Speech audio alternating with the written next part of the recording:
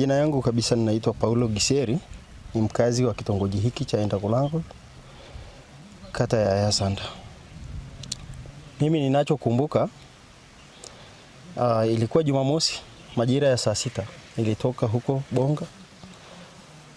Nilivyokuwa napita hapa ni njiani kama mnavyoona.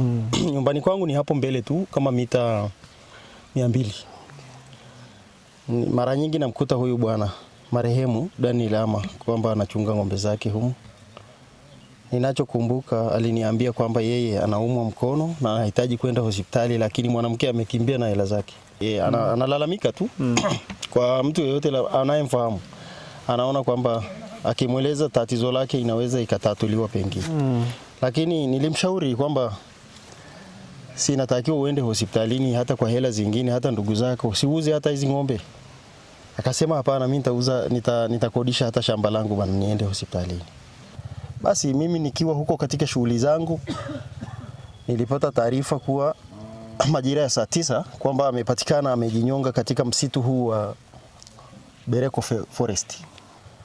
Nilipokea hizo taarifa kwa masikitiko makubwa kwamba mwenzetu amejinyonga na sababu kubwa ilikuwa ni huo ugomvi usioisha mara kwa mara, migogoro isioisha, na nilichogundua ni kwamba huyu jamaa ana wivu wa kimapenzi. Ni masuala ya wivu wa kimapenzi baina ya yeye na mke wake, kwamba mwanamke wakati mwingine akitoka tu yeye anadhani kwamba anaenda kwa wanaume.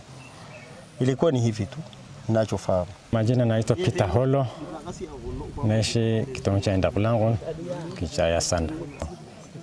Jana nilipita maeneo haya kama muda wa saa 4. Nikakuta mama analalamika kwamba Daniel Ama kulala nyumbani na hajulikani mahali alikoenda. Nilichokifanya ni kwamba tukaenda kwa majirani, tukasema tufanye nini? Tukampigia mwenyekiti wa kitongoji, asenjua kuna hili tatizo 1 2 3 mtu hajalala nyumbani. Mwenyekiti alipofika akatoa amri hiyo ipigwe, hiyo ikapigwa, tukaenda kusaka, tukamkuta mtu akajitundika na mgorore wako kitambaa kama ya blanketi, akaichana mwenyewe, akaifunga shingoni, akafunga kwenye mti, akajitundika na kitambaa cha kwake. Ugomvi wa watu ni wa mara kwa mara. Mimi kama balozi hapa ni wa siku nyingi.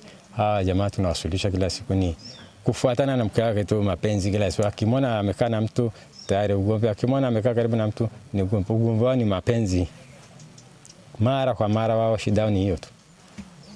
Mara kwa mara ni mwanaume anapigwa, lakini hata mwanamke pia anapigwa. Ukimkuta hata mama ana maalama tu kwa kipindi mbele amepigwa, utakuta na yeye ana maalama mbele pia amepigwa. Hii juzi ni yeye ndio amepigwa. Ama Kambishi na ni mwenyekiti wa kitongoji cha Endakulango. Yaani katika matukio nadhani ni tukio la kwanza ndani ya kitongoji changu, lakini kwa watu waliotangulia katika uongozi siwezi kujua. Mimi sasa hivi na miaka kama mwaka mmoja katika ndani ya uongozi.